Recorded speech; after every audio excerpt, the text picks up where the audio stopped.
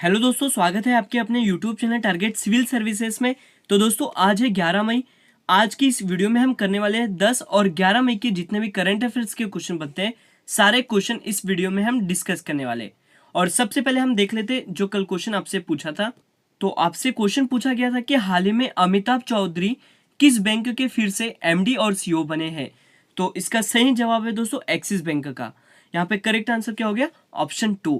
और आप देख सकते हो दोस्तों, ये है अमिताभ चौधरी जिसे हाल ही में फिर से एमडी और सीईओ बनाए हैं एक्सिस बैंक का। और दोस्तों unit trust of India bank की जो स्थापना है वो 1993 में की गई थी और इसे 2007 से इसका नाम बदलकर एक्सिस बैंक रख दिया था। और यहाँ पे वर्तमान में एमडी और सीईओ कौन हो गए हैं, अमिताभ चौधरी हो गए। अब स्टार्ट करते हैं दोस्तों कल के क्वेश्चन का रिवीजन। तो पहला क्वेश्चन है कि निम्न में से किस देश ने कोरोना की सिंगल डोज वैक्सीन बनाने में कामयाबी हासिल कर ली है। तो ये कौन सा देश है, यह है देश दोस्तों रूस। यहाँ पे राइट आंसर हो जाएगा ऑप्शन 3। अगला क्वेश्चन देखते हैं, हाल ही में किस राज्य सरकार ने कोरोना से अनाथ हुए बच्चों के भरण पोषण के लिए स्पॉन्सरशिप योजना की शुरुआत की है। तो ये कौन सा राज्य है, ये है दोस्तों मध्य प्रदेश राज्य। यहाँ पे राइट आंसर हो जाएगा ऑप्शन 3। और दोस्तों आपको इन रिवीजन के क्वेश्चन का आंसर अगर पता होते हैं तो कमेंट में जरूर करिएगा, क्योंकि इससे आपको लंबे समय तक ये क्वेश्चन के आंसर याद रहेंगे। नेक्स्ट क्वेश्चन है कि हाल ही में किसने New York city international film festival में सर्वश्रेष्ठ अभिनेता का पुरस्कार जीता है। तो ये कौन है, ये है दोस्तों अनुपम खेर। यहाँ पे करेक्ट आंसर हो गया ऑप्शन 3। अगला क्वेश्चन है, हाल ही में G20 पर्यटन मंत्रियों की बैठक कहाँ आयोजित की गई है। तो इस बैठक को आयोजित किया गया है इटली में। करेक्ट आंसर है यहाँ पे ऑप्शन 3। क्वेश्चन है कि हाल ही में ID आर्ट ऐप किसने लॉन्च किया है। तो इसका सही जवाब आपको देना है। तो दोस्तों इस ऐप को लॉन्च किया है इंटरपोल ने। तो यहाँ पे राइट आंसर क्या हो जाएगा, ऑप्शन 3। अगला क्वेश्चन देख लेते हैं, तमिलनाडु के नए मुख्य सचिव कौन बने हैं। तो ये बन गए हैं वी इराई अनवु। यहाँ पे करेक्ट आंसर है ऑप्शन 3। क्वेश्चन है कि किनको दे मायो त्योहार हर साल किस देश में मनाया जाता है। तो ये मनाया जाता है दोस्तों मैक्सिको और अमेरिका में। तो करेक्ट आंसर होगा यहाँ पे उपयुक्त दोनों। अगला क्वेश्चन देख लेते हैं, विश्व थैलेसीमिया दिवस कब मनाया गया है। तो ये मनाया गया है 8 मई को। हो जाएगा ऑप्शन 2। अगला क्वेश्चन देख लेते हैं, prime global cities index Q1 2021 में कौन सा शहर शीर्ष पर रहा है। तो यह शहर कौन सा है दोस्तों, सैनेज है। यहाँ पे राइट आंसर हो जाएगा ऑप्शन 2। और रिवीजन का लास्ट क्वेश्चन है कि नासा के नए अध्यक्ष कौन बने हैं। तो ये कौन बने हैं दोस्तों, सही जवाब क्या हो जाएगा इसका, बिल नेल्सन। यहाँ पे राइट आंसर है ऑप्शन 1। तो अब शुरू करते हैं आज के करंट अफेयर्स। तो पहला क्वेश्चन है कि हाल ही में महिला सैन्य पुलिस का कौन सा बैच भारतीय सेना में शामिल किया गया है। तो ये कौन सा बैच है, ये दोस्तों पहला बैच है। यहाँ पे राइट आंसर हो जाएगा ऑप्शन 1। और आप देख सकते हो दोस्तों, ये है महिला सैन्य पुलिस का पहला बैच जिसमें 83 महिलाएं हैं। कितनी है, 83 महिलाएं हैं। तो दोस्तों पहली बार भारतीय सेना में महिला सैन्य पुलिस के रूप में बेंगलुरु के द्रोणाचार्य परेड ग्राउंड से 83 महिलाओं को शामिल किया गया है। और ये जो 83 महिला पुलिस है, इन्होंने दोस्तों 61 सप्ताह तक ट्रेनिंग की है। तो यहाँ पे आपको याद रखना है कि महिला सैन्य पुलिस का पहला बैच भारतीय सेना में शामिल किया गया है। अगला क्वेश्चन देखते हैं कि हाल ही में निम्नलिखित में से किसके द्वारा अंतरराष्ट्रीय कर सहयोग बढ़ाने के लिए टैक्स हब को लॉन्च किया है। तो ये किसने किया है, ये किया है दोस्तों एशियाई विकास बैंक ने। यहाँ पे राइट आंसर हो जाएगा ऑप्शन 2। तो दोस्तों यहाँ पर बात हो रही है एडीबी की, मतलब एशियाई डेवलपमेंट बैंक की। तो इस बैंक का जो मुख्यालय है वो मंडलुयोंग फिलीपींस में स्थित है। और इसकी जो स्थापना है वो 19 दिसंबर 1966 को की गई है। और यहाँ के इसके अध्यक्ष की बात करें, मतलब एडीबी की अध्यक्ष कौन है, तो ये मासातुंगु असाकावा है। ये आपको याद रखना है। तो दोस्तों एशियाई विकास बैंक के द्वारा अंतरराष्ट्रीय कर सहयोग बढ़ाने के लिए टैक्स हब को लॉन्च किया है। नेक्स्ट क्वेश्चन है, असम के नए मुख्यमंत्री कौन बने हैं। तो ये कौन बन गए हैं दोस्तों, ये बन गए हैं हेमंत बिश्वा शर्मा। यहाँ पे राइट आंसर हो जाएगा ऑप्शन 1। और आप देख सकते हो दोस्तों, ये है असम के नए मुख्यमंत्री हेमंत बिश्वा शर्मा। और ये किसका स्थान लेने वाले हैं, ये लेने वाले हैं दोस्तों सर्बानंद सोनोवाल का। ये स्थान लेने वाले हैं सर्बानंद सोनोवाल का। और यहाँ पर हम बात कर लेते हैं असम राज्य की। तो असम की जो राजधानी है वो दिसपुर है। और नए मुख्यमंत्री कौन बन गए, हेमंत बिश्वा शर्मा। और दोस्तों यहाँ के जो गवर्नर है वो जगदीश मुखी है और मुख्य न्यायाधीश सुधांशु धुलिया है। और यहाँ के हम लोकसभा सीट की बात करें तो ये 14 और राज्यसभा सीट 7 और विधानसभा सीट 126 है। और यहाँ के जो मुख्य प्रसिद्ध त्योहार है वो है बिहू, ये दोस्तों आपको याद रखना है। और भारत का सबसे लंबा पुल है, असम के लोहित नदी पर स्थित है, जिसका नाम है भूपेन हजारिका पुल। लंबाई है दोस्तों वो 9.15 किलोमीटर है, ये भी आपको याद रखना है।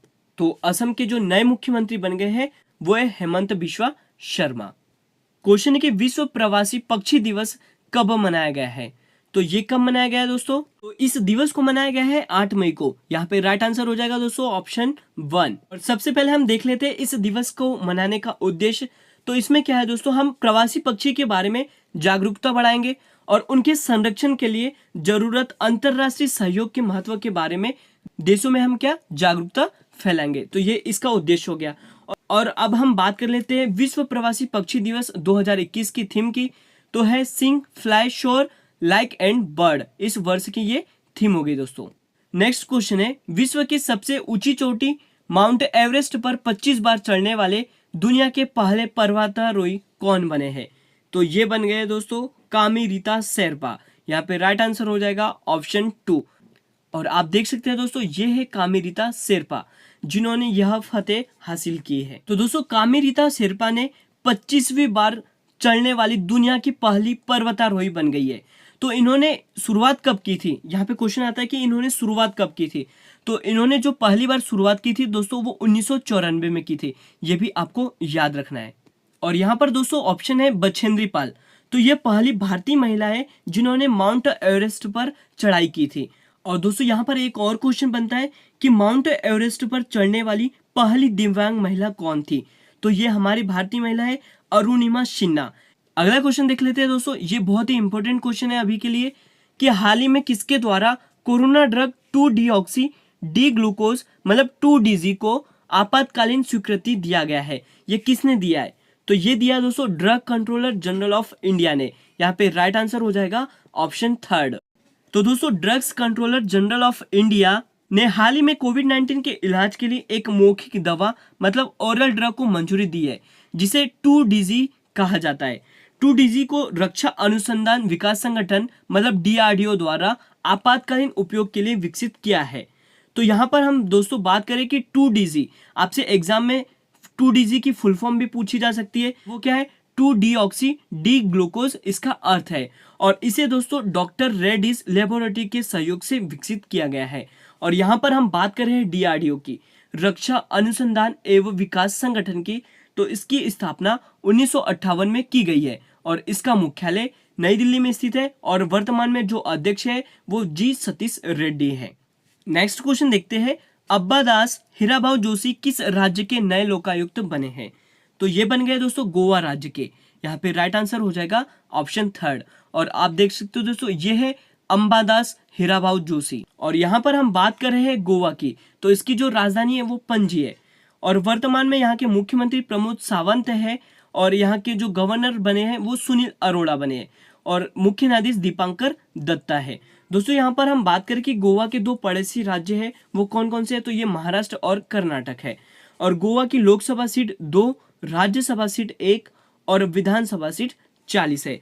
गोवा क्षेत्रफल की दृष्टि से सबसे छोटा राज्य भी है, ये भी आपको याद रखना है। अगला क्वेश्चन है कि हाल ही में किसे अमेरिका के प्रतिष्ठित नेशनल एकेडमी ऑफ साइंसेज के लिए चुना गया है? तो ये चुना गया है दोस्तों शंकर घोष को। और आप देख सकते हो दोस्तों ये है शंकर घोष जिसे हाल ही में अमेरिका के प्रतिष्ठित नेशनल एकेडमी ऑफ साइंसेज के लिए चुना गया है। और आपके लिए नेक्स्ट क्वेश्चन आता है कि WHO ने किस देश की सिनोफार्म कोविड-19 वैक्सीन को आपातकालीन उपयोग की मंजूरी दी है? तो ये कौन से देश की है? ये है दोस्तों चीन की, जिसका नाम क्या है? सिनोफार्म कोविड-19 वैक्सीन। इसे हाल ही में WHO ने मंजूरी दी है। दोस्तों चीन द्वारा सिनोफार्म टीका विकसित किया गया है और यह पहली बार है कि जब WHO ने चीन की वैक्सीन को मंजूरी दी है। और यहाँ पर बात हो रही है दोस्तों WHO की, तो इसकी स्थापना 7 अप्रैल 1948 को की गई है और इसका मुख्यालय जेनेवा स्विट्जरलैंड में स्थित है और अध्यक्ष टेडोरस एडोहम है। ये सारे पॉइंट आपको याद रखने हैं। और अगला क्वेश्चन आता है कि हाल ही में रघुनाथ मोहपात्रा का निधन हो गया है, वे कौन थे? तो दोस्तों ये थे एक प्रसिद्ध मूर्तिकार। यहाँ पे राइट आंसर हो जाएगा ऑप्शन 2। और आप देख सकते हो दोस्तों ये है रघुनाथ मोहपात्रा, और ये मूर्तिकार के साथ ही दोस्तों राज्यसभा सांसद भी थे। और रघुनाथ मोहपात्रा को दोस्तों पद्म पुरस्कार से भी सम्मानित किया गया है। तो ये इंपॉर्टेंट क्वेश्चन हो जाता है। नेक्स्ट क्वेश्चन देख लेते हैं कि हाल ही में किस एजुकेशन बोर्ड ने दोस्तों फॉर लाइफ मोबाइल ऐप को लॉन्च किया है। ये कौन सा एजुकेशन बोर्ड है? ये है सीबीएसई। यहाँ पे राइट आंसर हो जाएगा ऑप्शन 2। तो दोस्तों यहाँ पर हम बात कर लेते हैं सीबीएसई की, central board of secondary education की। इसकी स्थापना 3 नवंबर 1962 को की गई है और इसका जो अध्यक्ष है वर्तमान में वो मनोज आहूजा है। तो दोस्तों आपको याद रखना है कि सीबीएसई एजुकेशन बोर्ड ने दोस्त फॉर लाइफ मोबाइल ऐप को लॉन्च किया है। अगला क्वेश्चन है कि हाल ही में किसने 5वीं बार स्पेनिश ग्रैंड प्रिक्स खिताब को जीता है। तो ये दोस्तों इतिहास रचा है लुइस हैमिल्टन ने। यहाँ पे राइट आंसर क्या है? ऑप्शन 3। और आप देख सकते हो दोस्तों ये है लुइस हैमिल्टन जिन्होंने हाल ही में 5वीं बार स्पेनिश ग्रैंड प्रिक्स खिताब अपने नाम किया है। और दोस्तों यहाँ पे आपको ये पता होगा कि जितने भी ग्रैंड प्रिक्स है यह एक तरह की F1 कार रेस है। और यहाँ पे हम बात करें कि स्पेनिश ग्रैंड प्रिक्स 2021 में टॉप 3 कौन कौन रहे, तो फर्स्ट पर लुइस हैमिल्टन, सेकंड पर मैक्स वेरस्टैपेन और थर्ड पर वोल्टेरी बोटास रहे हैं। और दोस्तों कुछ दिन पहले ही पुर्तगाली ग्रैंड प्रिक्स 2021 भी हुआ था, तो इसका भी खिताब किसने? लुइस हैमिल्टन ही ने जीता है। तो ये भी आपको याद रखना है। और नेक्स्ट क्वेश्चन देख लेते हैं कि किस देश में स्थित माउंट सिनाबंग ज्वालामुखी में बड़ा विस्फोट हुआ है। तो ये स्थित है दोस्तों इंडोनेशिया में। यहाँ पे करेक्ट आंसर क्या हो गया? ऑप्शन 3। तो आपको याद रखना है कि जो माउंट सिनाबंग है यह इंडोनेशिया में स्थित ज्वालामुखी है जिसमें हाल ही में अभी विस्फोट हुआ है। तो दोस्तों विश्व का जो सबसे सक्रिय ज्वालामुखी है किलामू, जो कि हवाई द्वीप अमेरिका में स्थित है। विश्व के सबसे ऊंचे ज्वालामुखी पर्वत की बात करें तो ये माउंट कोटोपेक्सी है। ये सारे इंपोर्टेंट पॉइंट है दोस्तों आपके एग्जाम के लिए। और आज का जो लास्ट क्वेश्चन है कि 8 मई 2021 को किसने मैड्रिड ओपन महिला सिंगल खिताब जीता है। तो ये जीता है दोस्तों एरिना सबालेंका ने। यहाँ पे राइट आंसर हो जाएगा ऑप्शन 3। और आप देख सकते हो दोस्तों ये है एरिना सबालेंका जिसने हाल ही में मैड्रिड ओपन महिला सिंगल खिताब अपने नाम किया है। और दोस्तों यहाँ पे सबसे बड़ी बात यह है कि जो उपविजेता रही है ये विश्व की नंबर 1 खिलाड़ी एशले बार्टी रही है और इनका जो संबंध है वो ऑस्ट्रेलिया देश से है। और यहाँ पर हम एरिना सबालेंका की बात करें तो इनका संबंध बेलारूस से है और ऑप्शन में है नाओमी ओसाका। तो इसका जो संबंध है वो कहाँ से है दोस्तों? जापान से है। और मारिया सुरापा की बात करें तो इसका संबंध रूस से है। तो ये सारे पॉइंट इंपोर्टेंट थे जो मैंने आपको बता दिए। देख लेते हैं दोस्तों आज का जो क्वेश्चन ऑफ द डे है आपके लिए कि हाल ही में रेलवे बोर्ड के नए सदस्य के रूप में किसने पदभार संभाला है। इसका सही जवाब आपको देना है दोस्तों, और साथ ही बताना है कि रेलवे बोर्ड के जो सीईओ है वो वर्तमान में कौन है। तो दोस्तों आज का ये वीडियो लेक्चर यहीं पर एंड होता है। अगर ये वीडियो लेक्चर आपको अच्छा लगा हो तो इसे जरूर लाइक करिएगा, शेयर करिएगा। अगर आप इस चैनल पर नए हो तो इसे सब्सक्राइब जरूर करें। Thank you so much guys for watching this video.